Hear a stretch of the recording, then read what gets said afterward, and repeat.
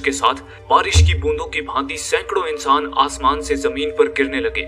उन लोगों में डैन नाम का एक आदमी भी शामिल था। डैन और कुछ चंद लोगों की किस्मत अच्छी थी जो वे लोग एक बिल्डिंग की छत पे मौजूद पूल पर गिरे, लेकिन बाकी के लोग ठोस जमीन पर गिरकर दर्दनाक मौत मारे गए।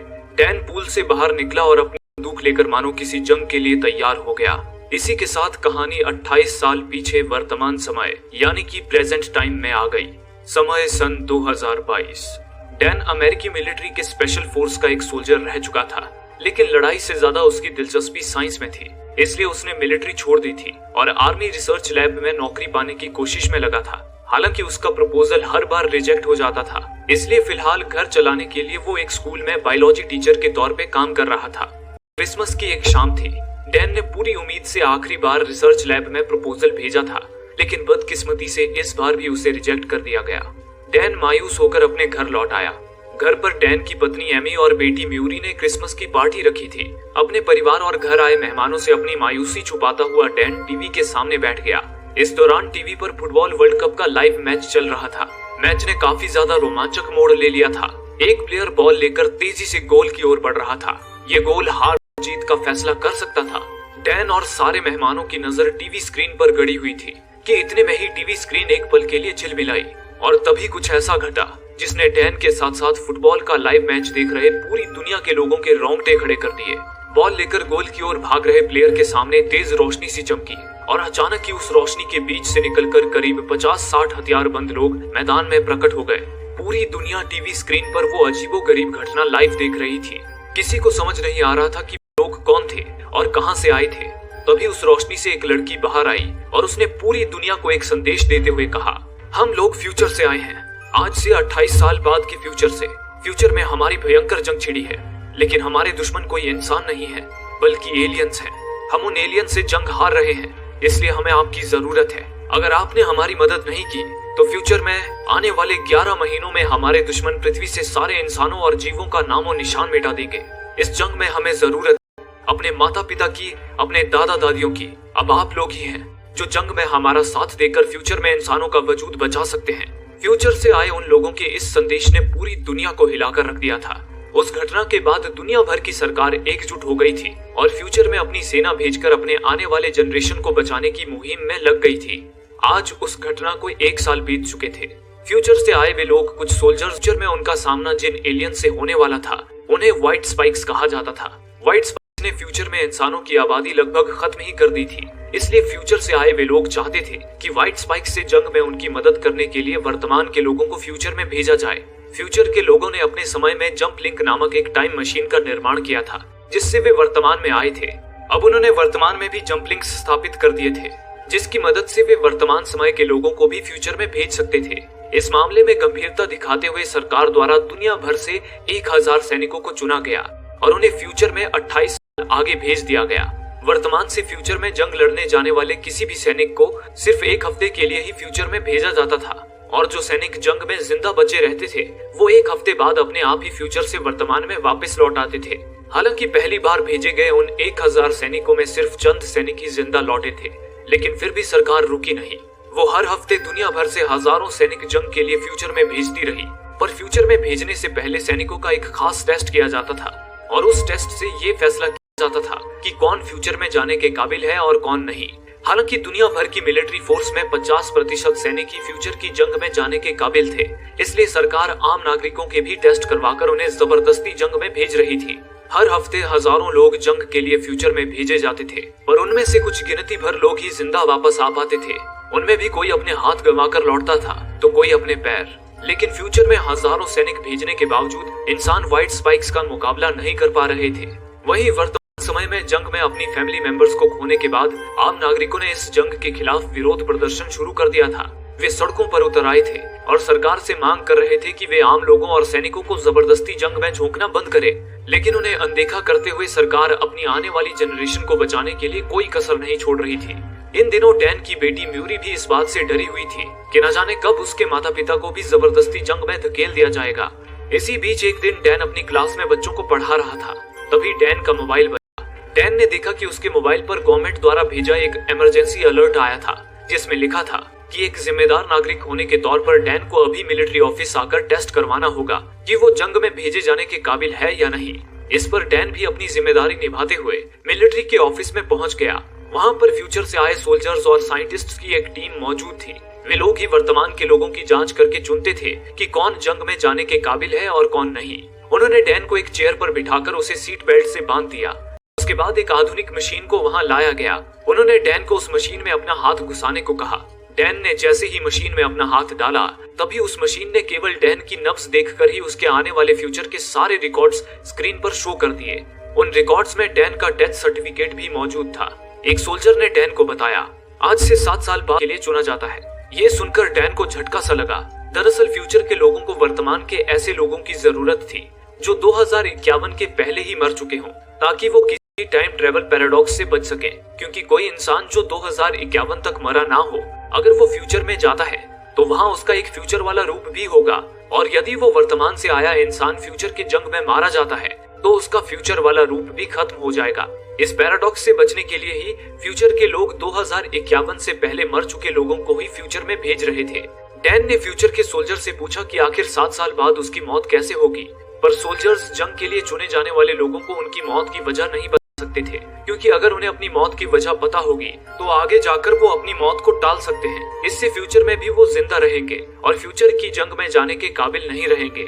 इसके बाद उन्होंने उस मशीन से डैन के हाथ में एक डिवाइस फिट कर दिया, जिसके सेंसर्स डैन के हाथ की नब्ज से जुड़ गए। फिर एक सोल्जर ने डैन को बताया, इस डिवाइस को जंप बैंड कहा जाता है। ये जंप बैंड हमारे जंप लिंक डिवाइस से जुड़ा है। ये आपको फ्यूचर में ले जाएगा और 7 दिन बाद अपने आप ही फ्यूचर से वापस वर्तमान में ले आएगा।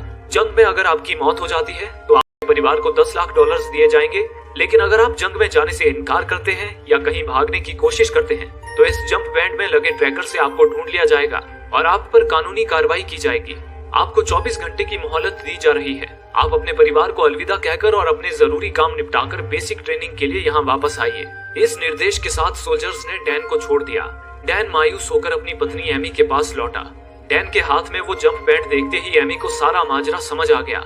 एमी ने डैन से कहा, मैं तुम्हें जंग में नहीं जाने दूंगी। उस जंग से सिर्फ 30% लोग ही जिंदा लौट कर आते हैं और उनका भी इतना बुरा हाल हो जाता है कि वो जीने की उम्मीद ही छोड़ देते हैं। इससे पहले कि वे लोग तुम्हें जंग में भेजे, हम यहाँ से भाग चलते हैं। इस पर डैन ने कहा, मैं चाहे कहीं भी छुप जाऊं, इस जंप बैंड की मदद से गवर्नमेंट मुझे 1 सेकंड में ढूंढ लेगी। ये सुनकर एमी ने कहा, फिर तो हमें इस जंप बैंड को निकालना होगा और ये काम सिर्फ एक ही आदमी कर सकता है।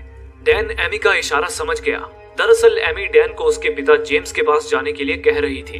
डैन का जेम्स एक मैकेनिकल इंजीनियर था और मिलिट्री में एक सोल्जर भी रह चुका था, लेकिन जेम्स कई साल पहले डैन और अपनी पत्नी को छोड़कर भाग गया था, इसलिए डैन जेम्स से नफरत करता था। पर आज एमी की रिक्वेस्ट करने पर वो मदद के लिए जेम्स के पास आ गया। जेम्स एक अमीर बिजनेसमैन के प्राइवेट एयरपोर्ट पर रह रहा था और उसके प्लेन्स के मेंटेनेंस का काम कर रहा था। जेम्स डैन के हाथ में जंप बैंड देखते ही समझ गया कि उसे भी फ्यूचर की जंग में भेजने के लिए चुन लिया गया है। जेम्स उस जंप बैंड की टेक्नोलॉजी से वाकिफ था, क्योंकि वो पहले भी कुछ लोगों के जंप बैंड्स निकाल चुका था। जेम्स डैन का जंप बैंड निकालने लगा, लेकिन डैन और जेम्स के बीच पुरानी बातों को लेकर बहस छिड़ गई, जिसके बाद डैन गुस्से में आकर जंप बैंड निकलवाए बिना ही वहां से चला गया। घर लौटकर डैन ने एमी से कहा कि अब उसके पास जंग में रह चुका है और वो जंग से सही सलामत घर लौटेगा। इस तरह अपनी पत्नी और बेटी को अलविदा कहकर डैन मिलिट्री बेस के लिए निकल गया। वहां पहुंचकर डैन ने देखा बेस पर जंग के लिए चुने गए ज्यादातर सिपाही या तो अधेड़ उम्र के या बूढ़े थे। जो लोग कभी कोई हथियार देखकर ही घबरा जाते थे, उन लोगों के हाथों में भी मशीन गन्स थमा दिए गए थे। वहीं डैन की कुछ लोगों से जान पहचान हो गई, जिनमें से एक था चार्ली, जो एक वातावरण विज्ञानी यानी कि एटमॉस्फेरिक साइंटिस्ट था, और दूसरा था डोरियन, जो एक एक्स सोल्जर था। डोरियन पहले भी 2 बार फ्यूचर के जंग में जा चुका था। उसने जंग में एक व्हाइट स्पाइक को भी मारा था। उस व्हाइट स्पाइक का पंजा वो तावीज की तरह हमेशा अपने गले में लटकाए रखता था। कुछ देर बाद फ्यूचर के सोल्जर्स ने डैन और बाकी सैनिकों को मीटिंग के लिए बुलाया और उन्हें बताया कि उनके फ्यूचर में जाते ही फ्यूचर के सोल्जर्स उनसे संपर्क करेंगे और उन्हें उनका मिशन सौंपेंगे। इसी दौरान चार्ली ने उनसे सवाल किया, अगर हम टाइम ट्रेवल कर सकते हैं तो क्यों ना हम जंग से पहले के समय में चले जाएं और व्हाइट स्पाइक्स के आने से पहले ही उन्हें खत्म करने के लिए तैयार रहें। इस पर एक सोल्जर ने बताया, जब व्हाइट स्पाइक्स ने हमला किया उस वक्त हमारा jump link device experimental stage पर ही था। हम बड़ी मुश्किल से एक वर्म होल बना पाए हैं जो हमें समय में केवल 28 साल ही आगे या पीछे ले जा सकता है, और व्हाइट स्पाइक्स तो 2048 यानी कि आज से 25 साल बाद आने वाले हैं, इसलिए उस वक्त में पहुंचना संभव नहीं है। हम केवल 28 साल आगे 2051 में ही जा सकते हैं। साथ ही समय लगातार आगे बढ़ता रहता है, इसलिए अगर आप फ्यूचर में एक हफ्ता बिताकर आएंगे तो वर्तमान में भी आपके लिए एक हफ्ता बीत जाएगा। जंप लिंक ऐसे ही काम करता है। इसी के साथ पूरे मिलिट्री बेस में अलार्म बज उठा और फ्यूचर सोल्जर्स ने सारे लोगों को एक बड़े से खुले मैदान में लाकर एक लाइन में खड़ा कर दिया। अब वो समय आ गया था जब डैन और बाकी लोगों को फ्यूचर में भेजा जाने वाला था। इसी के साथ जंप लिंक शुरू की गई, जिससे उस मैदान के ऊपर एक वर्म होल खुल गया। इसके बाद एक सोल्जर ने सभी को बताया, ये जंप लिंक है जो आप लोगों को फ्यूचर में ले जाएगा और मियामी शहर में जमीन से 5 फीट ऊपर ड्रॉप कर देगा। अब आप जंप के लिए तैयार हो जाइए। इसी के साथ जंप लिंक मशीन को ऑपरेट कर रही ऑपरेटर के एक बटन दबाते ही सारे लोग वर्म होल में खींचने लगे। लेकिन तभी ऑपरेटर के कंप्यूटर पर एक अलर्ट आया कि जंप लिंक डिवाइस में कुछ खराबी आ गई है। उसने मिशन को रद्द करना चाहा, पर तब तक देर हो चुकी थी। सारे लोग जंप लिंक में खींच चुके थे। जंप लिंक में खराबी का अंजाम इतना भयानक हुआ जो उन्होंने सोचा भी नहीं था। जंप लिंक सारे लोगों को फ्यूचर में तो ले आई, पर उन्हें आसमान पर ही ड्रॉप कर दिया। सारे लोग बारिश की बूंदों की तरह आसमान से जमीन पर गिरने लगे। डैन, चार्ली, डोरियन और कुछ चंद लोगों की किस्मत अच्छी थी कि वे लोग एक बिल्डिंग की छत पर बने पुल पे गिरे, लेकिन बाकी के लोग ठोस जमीन पर गिरकर दर्दनाक मौत मारे गए। डैन और उसके बचे हुए साथी पुल से बाहर आए, तभी उन्होंने देखा कि वो पूरा शहर जंग का मैदान बना हुआ था और इमारतें धूं-धूं कर जल रही थी। साथ ही पूरे शहर में किसी जानवर के गुर्राहट जैसी आवाज गूंज रही थी। लेफ्टिनेंट ने उन्हें बताया, व्हाइट स्पाइक्स ने इस पूरे शहर पर कब्जा कर लिया है। अब इस शहर को बचा पाना नामुमकिन है, इसलिए हमारी एयरफोर्स जल्द ही इस शहर पर बम गिराने वाली है, जिससे व्हाइट स्पाइक्स के साथ यहाँ मौजूद हर एक चीज तबाह हो जाएगी। लेकिन आपसे कुछ दूर एक रिसर्च लैब में हमारे कुछ साइंटिस्ट्स फंसे हुए हैं। आपका मिशन है धमाके से पहले उन्हें रेस्क्यू करके इस शहर से बाहर निकालना। इसके बाद लेफ्टिनेंट ने डैन से कहा, डैन, तुम्हारी प्रोफाइल बता रही है कि तुम एक एक्स सोल्जर रह चुके हो, इसलिए मैं चाहती हूँ तुम इस मिशन को लीड करो। ये सुनते ही डैन ने कमान संभाली और अपने साथियों को लेकर उस रिसर्च लैब के अंदर आ गया। वो लैब पूरी तरह तहस नहस हो चुकी थी और वहाँ दीवारों पर हर तरफ धारदार डंक जैसी कोई चीज धंसी हुई थी। वे लोग साइंटिस्ट्स को ढूंढते हुए जब थोड़ा और आगे गए तो सामने के एक भयानक दृश्य ने उनकी रूह कंपा दी। उन्हें छत से लटकती ढेर सारे लोगों की लाशें नजर आई। डैन ने जब ये खबर लेफ्टिनेंट को दी तो वो भी निराश हो गई, क्योंकि ये लोग वही साइंटिस्ट थे जिन्हें लेफ्टिनेंट रेस्क्यू करवाना चाहती थी। लेफ्टिनेंट ने डैन से कहा, व्हाइट स्पाइक्स इसी तरह शिकार करते हैं, वे इंसानों को मारकर खा जाते हैं, पर अगर वो उन लाशों को छोड़ गए हैं तो वो उन्हें खाने जल्द ही वापस आएंगे। इसलिए तुम लोग फौरन लैब में मौजूद सारे कंप्यूटर डेटा और केमिकल्स उठाओ और वहां से निकलो। इस पर डैन और उसकी टीम ने फौरन सारा कंप्यूटर डेटा और केमिकल हासिल कर लिया। लेकिन तभी उन्हें एक और बुरी खबर मिली कि एयरफोर्स की टीम शहर पर बम गिराने निकल चुकी है और उनके पास शहर से निकलने के लिए सिर्फ 6 मिनट है। ये खबर मिलते ही डैन और उसकी टीम सीढ़ियों से होते हुए तुरंत लैब से बाहर निकलने लगे। वे सीढ़ियों से नीचे उतर ही रहे थे कि तभी उनमें सबसे पीछे चल रहा एक आदमी अचानक रुक गया। उस आदमी की निगाहें ऊपर की ओर थी, जहां उसे हवा में लहराती सांप जैसी कोई चीज दिख रही थी। उस आदमी को देख डैन ने अपनी बंदूक की लाइट ऊपर की ओर की। तभी उन्होंने देखा कि ऊपरी मंजिल पर एक व्हाइट स्पाइक घात लगाए बैठा था। चाकू से पहने उसके धारदार दांत खून और इंसानी मांस से सने हुए थे। वो सांप जैसी हवा में लहराती चीज उसी व्हाइट स्पाइक का एक टेंटिकल था। अगले ही पल उस व्हाइट स्पाइक ने अपने टेंटिकल से एक बड़ा नुकीला डंक छोड़ा, जो गोली की रफ्तार से एक आदमी के सीने में धंस गया। उस आदमी ने वहीं दम तोड़ दिया। ये देख डैन और उसके साथियों ने उस व्हाइट स्पाइक्स पर अंधाधुंध फायरिंग शुरू कर दी। लेकिन वहाँ एक नहीं बल्कि कई सारे व्हाइट स्पाइक्स थे जो मौत बनकर डैन और उसके साथियों पर झपटने लगे। उन व्हाइट स्पाइक्स पर गोलियों का भी कोई असर नहीं हो रहा था। वो बड़ी ही बेदर्दी से एक के बाद एक डैन के साथियों को मारते जा रहे थे। डैन और उसके बाकी बचे साथी किसी तरह लैब से बाहर निकल आए और बेतहाशा भागते रहे। कुछ दूर जाते ही उन्हें अपने सामने गाड़ियों में कुछ सोल्जर्स आते दिखाई दिए जो उन्हें ही बचाने आ रहे थे। ये देख उनकी खुशी का ठिकाना न रहा। लेकिन अगले ही पल व्हाइट स्पाइक्स का एक और झुंड भागता हुआ आया और मिलिट्री की गाड़ियों को टक्कर मारकर पलटा दिया। उन खूंखार व्हाइट स्पाइक्स ने सारे सोल्जर्स को अपने पैने दांतों से चीर फाड़ कर रख दिया। ये देख डैन और उसके साथियों की खुशी निराशा में बदल गई। अगले ही पल व्हाइट स्पाइक्स झुंड के झुंड उन पर आग बनकर बरस पड़े।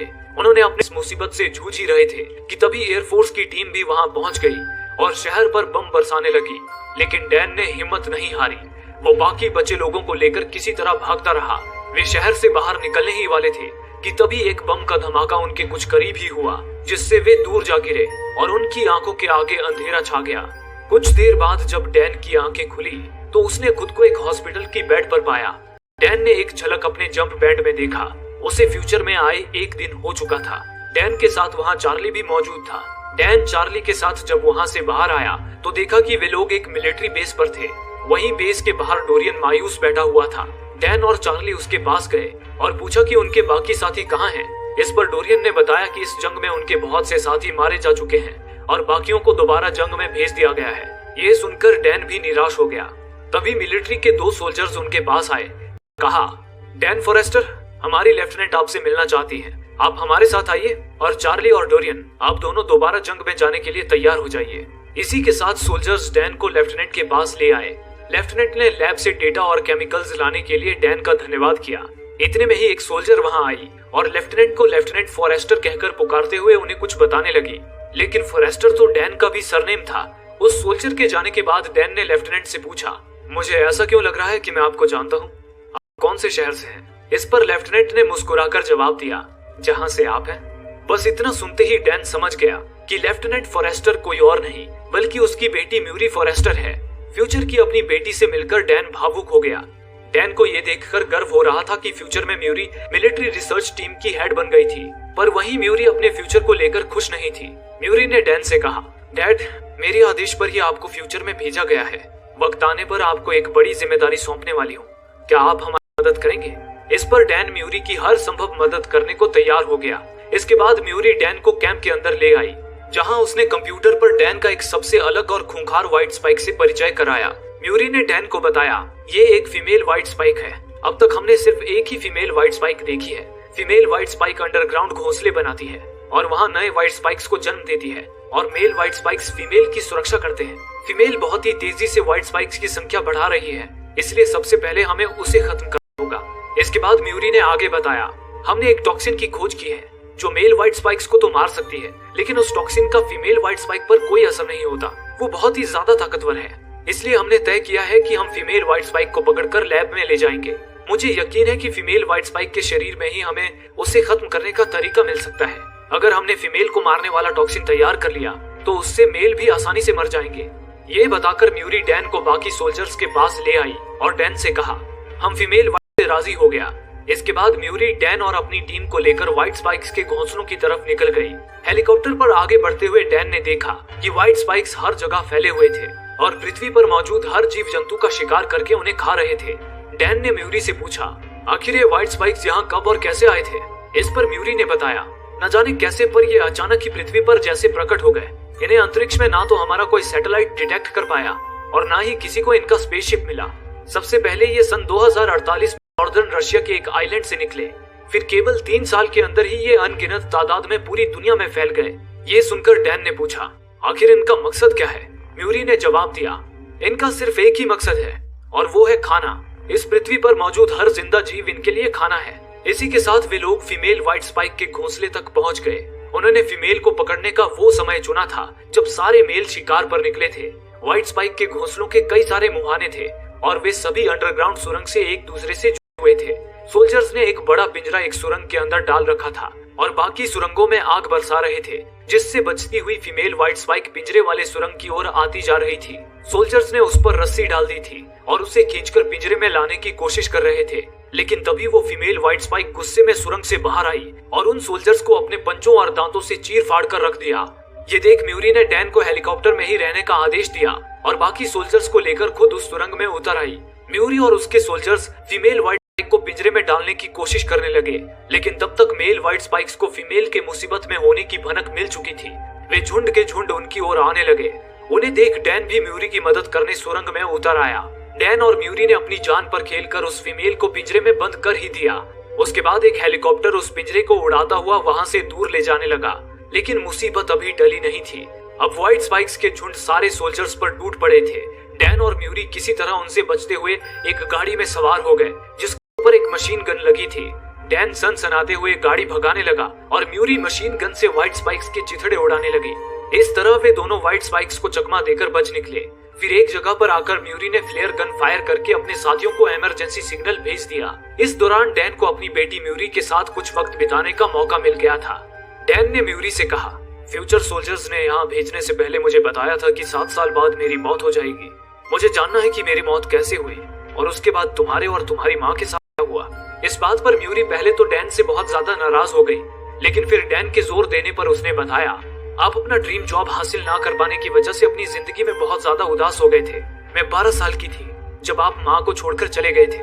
उस वक्त माँ तो जैसे अंदर से टूट गई थी। उसके कुछ सालों बाद ही आप दोनों का डिवोर्स हो गया। फिर जब मैं 16 साल की हुई तब हमें हॉस्पिटल से एक कॉल आया। हमें बताया गया कि आपकी कार का एक्सीडेंट हो गया, की मौत हो चुकी थी। माँ तो अब इस दुनिया में नहीं रही, लेकिन वो हमेशा यही चाहती थी कि मैं आपको भूल जाऊं, पर मैं आपको कभी भुला नहीं पाई। अब आप सच्चाई जानते हैं। कोशिश कीजिएगा कि आप वो गलती फिर ना दोहराएं, क्योंकि मैं आपको खोना नहीं चाहती। ये सुनकर डैन को अपने कानों पर यकीन नहीं हुआ। इसी के साथ एक हेलीकॉप्टर उन्हें लेने वहां पहुंच गया और वे दोनों उस फीमेल व्हाइट स्पाइक को लेकर समंदर के बीच मौजूद अपने रिसर्च बेस पर आ गए। वो दुनिया का आखिरी बचा रिसर्च बेस था, जहां कुछ बड़े देशों की सेना और साइंटिस्ट्स एकजुट होकर काम कर रहे थे, और वहीं पर उनका जंप लिंक डिवाइस भी मौजूद था। उस जगह की सुरक्षा के लिए इसे चारों ओर से 2 लेयर्स मोटी लोहे की दीवारों से घेर दिया गया था। कुछ वक्त बाद डैन म्यूरी के लैब में आया, जहां म्यूरी ने उस फीमेल व्हाइट स्पाइक को जंजीरों से बांध रखा था और टेस्ट के लिए उसका खून निकाल रही थी। अब डैन को फ्यूचर में आए 6 दिन बीत चुके थे और अगले दिन वो अपने आप वापस प्रेजेंट टाइम में चला जाने वाला था। डैन ने म्यूरी से पूछा, क्या इस व्हाइट स्पाइक को यहाँ लैब में रखना सुरक्षित है? इस पर म्यूरी ने कहा, फिक्र मत कीजिए, हम सुरक्षित हैं, लेकिन मुझे इसे हर घंटे बेहोशी का इंजेक्शन लगाते रहना पड़ता है ताकि मेरा काम होने तक काबू में रहे। म्यूरी ने आगे डैन को बताया, इस फीमेल के जेनेटिक्स मेल से ज्यादा अलग नहीं है, लेकिन इसके शरीर में कुछ तो ऐसा है जो इसे टॉक्सिन से बचा रहा है। हमें बस उसी का पता लगाना है। इस काम में डैन भी म्यूरी के साथ था। दोनों ने मिलकर फीमेल व्हाइट स्पाइक के ब्लड पर टॉक्सिन्स के टेस्ट शुरू कर दिए। आखिरकार उनकी मेहनत रंग लाई और सुबह तक वे टॉक्सिन बनाने में कामयाब हो गए। लेकिन तभी अचानक ही फीमेल व्हाइट स्पाइक बेहोशी से जाग उठी और इसी के साथ पूरे रिसर्च बेस पर अलार्म बजने शुरू हो गए। उन्होंने देखा कि फीमेल को ढूंढते हुए लाखों की संख्या में मेल व्हाइट स्पाइक्स वहां आ पहुंचे थे। व्हाइट स्पाइक्स जमीन पर फुर्तीले होने के साथ ही समंदर में गोते लगाने में भी माहिर थे। उन्हें ना तो लोहे की दीवारें रोक पा रही थी और ना ही बम के धमाके। वे फीमेल की तलाश में रिसर्च लैब को तहस नहस करते जा रहे थे। दूसरी ओर अब डैन के भी वापस प्रेजेंट में लौटने का टाइमर शुरू हो चुका था। उसके पास सिर्फ कुछ ही मिनट बचे थे। ये देख म्यूरी ने डैन से कहा, अब वक्त आ गया है कि मैं आपको यहाँ बुलाने की वजह बताऊं। दरअसल यहाँ व्हाइट स्पाइक्स की तादाद बहुत ज्यादा है और टॉक्सिन बहुत कम, जिस वजह से हमारा व्हाइट स्पाइक को यहाँ हरा पाना नामुमकिन है। इसलिए मैं चाहती हूँ कि आप इस टॉक्सिन को अपने साथ अपने वर्तमान समय में ले जाएं और साइंटिस्ट के साथ मिलकर इसे बड़े पैमाने पर बनाएं। वर्तमान में आपके पास समय और टॉक्सिन दोनों होंगे। मुझे पूरा यकीन है कि व्हाइट स्पाइक्स के हमले से पहले आप उन्हें खत्म करने का कोई न कोई तरीका जरूर सोच लेंगे और ये युद्ध शुरू होने ही नहीं देंगे। क्या आप ये जिम्मेदारी उठाएंगे? इस पर डैन ने भावुक होकर म्यूरी से वो टॉक्सिन ले लिया, पर उसने म्यूरी से वादा किया कि वो टॉक्सिन लेकर म्यूरी को बचाने फ्यूचर में वापस लौटेगा। इसके बाद म्यूरी डैन को हेलीकॉप्टर की ओर ले जाने लगी ताकि डैन प्रेजेंट में लौटने तक आसमान में सुरक्षित रह सके, पर तब तक व्हाइट स्पाइक्स पूरे रिसर्च बेस पर फैल चुके थे। म्यूरी और डैन व्हाइट स्पाइक्स का सामना करते हुए हेलीपैड की तरफ जाने लगे, लेकिन तभी उधर मेल व्हाइट स्पाइक्स फीमेल तक पहुंच गए और उसे आजाद कर दिया। इधर म्यूर कर दिया, जिससे म्यूरी घायल होकर गिर पड़ी। हालात को देखते हुए म्यूरी ने डैन को वो टॉक्सिन थमा दी, लेकिन तभी वो फीमेल व्हाइट स्पाइक तेजी से उनकी ओर लपकी, जिससे वो प्लेटफॉर्म टूट गया और म्यूरी और फीमेल व्हाइट स्पाइक दोनों ही नीचे समंदर में गिरने लगे, जहां हजारों व्हाइट स्पाइक्स के झुंड थे। ये देख डैन भी म्यूरी को बचाने नीचे कूद पड़ा, पर तभी उसका वक्त खत्म हो गया और डैन एक झटके में ही फ्यूचर से प्रेजेंट में आ गिरा। प्रेजेंट में आते ही डैन बेहोश हो गया। कुछ समय बाद सोल्जर्स डैन को होश में लाने की कोशिश कर रहे थे। इतने में ही डैन बदहवास से जाग उठा। टॉक्सिन की शीशी अब भी उसके हाथ में ही थी। उसने सोल्जर से कहा, इस टॉक्सिन को बड़े पैमाने पर बनाना शुरू करो, हमें इसे जल्द से जल्द फ्यूचर में भेजना होगा। पर एक सोल्जर ने उसे बताया, अब ये संभव नहीं है, फ्यूचर में व्हाइट स्पाइक्स ने हमारे जंप लिंक को तबाह कर दिया है, इसलिए अब ना तो हम कोई सामान फ्यूचर में भेज सकते हैं और न खुद जा सकते हैं, हम हार चुके हैं। ये सुनकर डैन निराश हो गया और म्यूरी को याद करता हुआ रोने लगा। वहीं डैन के साथ कुछ और लोग भी फ्यूचर से जिंदा लौट आए थे, जिनमें चार्ली और डोरियन भी शामिल थे। फिर वे सारे बचे हुए सैनिक मिलिट्री बेस से बाहर आए, जहां उनका परिवार उनके स्वागत में खड़ा था। वहीं डैन की पत्नी एमी डैन को जिंदा देख खुशी से रो पड़ी। वो डैन को घर ले आई, लेकिन डैन अब भी मायूस था, क्योंकि उसे पता था कि फ्यूचर में उसकी बेटी म्यूरी मारी जाएगी। वो रात भर म्यूरी के कमरे में बैठा उसे बस देखता रहा, पर डैन की ये मायूसी एमी बर्दाश्त नहीं कर पा रही थी। उसने डैन से उसकी मायूसी की वजह पूछी। इस पर डैन ने उसे फ्यूचर की सारी घटना बयान की। उसने बताया कि कैसे वो फ्यूचर की म्यूरी से मिला था। उन्होंने साथ में टॉक्सिन बनाया, लेकिन व्हाइट स्पाइक्स ने उसकी आंखों के सामने म्यूरी को मार दिया। ये सुनकर एमी के भी आंसू छलक उठे। डैन ने आगे कहा, अब मेरे पास टॉक्सिन तो है, लेकिन मुझे समझ नहीं आ रहा है मैं उसका इस्तेमाल कैसे करूं, क्योंकि म्यूरी ने बताया था कि सन 2048 में व्हाइट स्पाइक्स अचानक ही पृथ्वी पर आ धमके थे। उन्हें अंतरिक्ष से आते हुए ना तो कोई सैटेलाइट डिटेक्ट कर पाया और ना ही उनका स्पेसशिप किसी को मिला। अगर हमें ये पता चल जाए कि वो कैसे आए तो हम उन्हें आते ही खत्म कर सकते हैं। ये सुनकर एमी ने अंदाजा बांधते हुए कहा, ऐसा भी तो हो सकता है कि व्हाइट स्पाइक्स 2048 से पहले ही पृथ्वी पर आ गए हों और रशिया के किसी दूर दराज इलाके में छुपकर रह रहे हों। ये सुनते ही जैसे डैन की दिमाग की बत्ती जल उठी। वो उसी वक्त डोरियन से मिला जिसके पास व्हाइट स्पाइक का एकमात्र अंश यानी कि वो पंजा था। डैन डोरियन के साथ उस पंजे को लेकर चार्ली की लैब में जा पहुंचा। जैसा कि चार्ली एक एटमॉस्फेरिक साइंटिस्ट था, इसलिए डैन ने उसे वो पंजा जांच करने को दिया। चार्ली ने जब माइक्रोस्कोप पर बारीकी से उस पंजे की जांच की तो उसे एक चौंकाने वाली बात पता चली। चार्ली ने उन्हें बताया, इस पंजे पर मुझे ज्वालामुखी की राख मिली है, लेकिन ये राख रशिया के ज्वालामुखी की नहीं बल्कि चाइना के किसी ज्वालामुखी की है। ये सुनकर डैन के मन में सवाल उठा। उसने कहा, ये बात तो तय है कि व्हाइट स्पाइक्स नॉर्दर्न रशिया के किसी आइलैंड से आए थे, फिर भला उनके पंजे में चाइना के ज्वालामुखी की राख कैसे है? आखिर चाइना के ज्वालामुखी की राख रशिया के उस एक्सपर्ट ही दे सकता है। उसी वक्त डैन के दिमाग में एक ज्वालामुखी एक्सपर्ट का ख्याल आया, जो था उसके स्कूल का एक स्टूडेंट मार्टिन। वे तीनों फौरन मार्टिन के पास पहुंच गए। डैन ने मार्टिन से पूछा, एक जीव जो कभी नॉर्दर्न रशिया के बाहर नहीं गया, उसके पंजों में चाइना के ज्वालामुखी की राख कैसे मिल सकती है? इस पर मार्टिन ने तुरंत जवाब दिया, ऐसा तो सिर्फ एक ही घटना से हो सकता है, मिलेनियम इरप्शन। दरअसल आज से 1000 साल पहले चाइना और कोरिया के बॉर्डर पर स्थित चैंगबाई नामक ज्वालामुखी में एक महाविस्फोट हुआ था। वो विस्फोट 1000 न्यूक्लियर बम धमाकों के बराबर था, इतना भयंकर कि उस ज्वालामुखी की राख लगभग आधी दुनिया में बिखर गई थी, रशिया में भी। आपको उस ज्वालामुखी की राख आज भी बर्फीली जगहों में बर्फ के नीचे दफन मिल जाएगी। ये सुनकर डैन ने पूछा, क्या तुम बता सकते हो वो राख रशिया में एग्जैक्ट कहाँ गिरी होगी? इस पर मार्टिन ने एक लैपटॉप खोला और उन्हें एक ग्लेशियर का नक्शा दिखाते हुए बताया, ये रशिया का सबसे बड़ा ग्लेशियर है। कुछ साल पहले कुछ रिसर्चर्स ने यहाँ गहराई तक ड्रिलिंग की थी, तब उन्हें ग्लेशियर के 400 फीट नीचे चांगबाई ज्वालामुखी की राख मिली थी। हर साल होने वाले स्नोफॉल की वजह से 1000 साल में वो राख 400 फीट बर्फ के नीचे दब गई थी। ये सुनकर डोरियन ने कहा, अगर वो राख ग्लेशियर के 400 फीट नीचे है तो क्या व्हाइट स्पाइक्स 400 फीट खुदाई करके ग्लेशियर के अंदर गए होंगे और वहाँ से उनके पंजों में वो आग लगी होगी? मगर वो ऐसा क्यों करेंगे? तभी डैन का माथा ठनका। उसने झट से कहा, नहीं, वो बर्फ खोदकर ग्लेशियर के अंदर नहीं गए, बल्कि बर्फ खोदकर ग्लेशियर से बाहर आए। यानी कि व्हाइट स्पाइक्स 1000 साल पहले ही पृथ्वी पर लैंड हो चुके थे और शायद ठंड की वजह से ग्लेशियर के नीचे बर्फ में जमकर दफन हो गए थे। यही वजह थी कि व्हाइट स्पाइक्स ना तो किसी को अंतरिक्ष से आते हुए दिखे और ना ही किसी को उनकी स्पेसशिप मिली। लेकिन डोरियन ने कहा, अगर ऐसा है तो वो 1000 साल बाद 2048 में ही बर्फ खोदकर बाहर क्यों निकले? ये सुनकर डैन ने मार्टिन से कहा, क्या तुम दिखा सकते हो कि सन 2023 से लेकर 2048 तक ये ग्लेशियर कैसा होगा? इस पर मार्टिन ने लैपटॉप पर उन्हें दिखाया कि ग्लोबल वार्मिंग की वजह से 2048 तक रशिया के ग्लेशियर की लगभग सारी बर्फ पिघल जाएगी। यानी कि व्हाइट स्पाइक्स खुद बर्फ को खोदकर बाहर नहीं निकलेंगे, बल्कि फ्यूचर में गर्मी बढ़ने के कारण उनके ऊपर की बर्फ खुद ब खुद पिघल जाएगी, जिसकी वजह से वे अपने आप ही बाहर आ जाएंगे और इंसानों पर हमला करने लगेंगे। ये समझ आते ही डैन फौरन रक्षा मंत्री से मिला और उन्हें सारी बात बताते हुए उनके साथ मिलिट्री की एक टीम रशिया के उस ग्लेशियर में भेजने की गुजारिश की ताकि वे व्हाइट स्पाइक्स को खत्म कर सकें। लेकिन डैन के पास व्हाइट स्पाइक्स के वहां होने का कोई सबूत ना होने के कारण रक्षा मंत्री ने इस मिशन को नामंजूर कर दिया। इससे डैन और उसके साथियों को बड़ी निराशा हुई। उन्हें रशिया जाने का अब कोई रास्ता नजर नहीं आ रहा था। लेकिन तभी डैन के दिमाग में अपने पिता जेम्स का ख्याल आया। डैन ने दुनिया को बचाने के लिए अपने पिता जेम्स से नफरत भुला दी और उसी वक्त उसके पास आ गया। उसने जेम्स को सारी बात बताई और उससे रिक्वेस्ट करते हुए कहा, मैं चाहता हूँ आप मुझे और मेरी टीम को अपने प्लेन से रशिया के उस ग्लेशियर में ले जाएं, जहाँ उन व्हाइट स्पाइक्स का स्पेसशिप दफन है। इतने में ही कुछ फ्यूचर सोल्जर्स वहाँ आ गए, जिन्हें डैन ने पहले ही सारी बात बताकर इस मिशन में शामिल कर लिया था। उस समय तक उन सोल्जर्स ने टॉक्सिन की अधिक मात्रा भी तैयार करवा ली थी और टॉक्सिन के बॉक्सेस अपने साथ ले आए थे। फिर सारी तैयारी के साथ डैन उन सोल्जर्स को लेकर रशिया के उस ग्लेशियर की ओर निकल गया। ग्लेशियर पर पहुंचते ही वे लोग आगे का सफर स्नोमोबाइल पर तय करने लगे। वे लोग ग्लेशियर के बिल्कुल टॉप पर आ गए। वहीं एक जगह पर पहुंचते ही उनके स्नोमोबाइल के मॉनिटर पर कुछ इंटरफेरेंस होने लगी। चार्ली ने बताया कि ये इंटरफेरेंस जमीन से निकल रहे किसी इलेक्ट्रोमैग्नेटिक फील्ड का नतीजा है। इतने में ही उन्हें थोड़ा आगे एक बड़ा सा गड्ढा दिखाई दिया। वे समझ गए कि व्हाइट स्पाइक्स का स्पेसशिप उसी गड्ढे के नीचे मौजूद है। उन्होंने ग्रेनेड लगाकर उस गड्ढे के आसपास धमाका कर दिया, जिससे वहां और बड़ा गड्ढा हो गया और उस गड्ढे के बीच एक बड़ी दरार बन गई।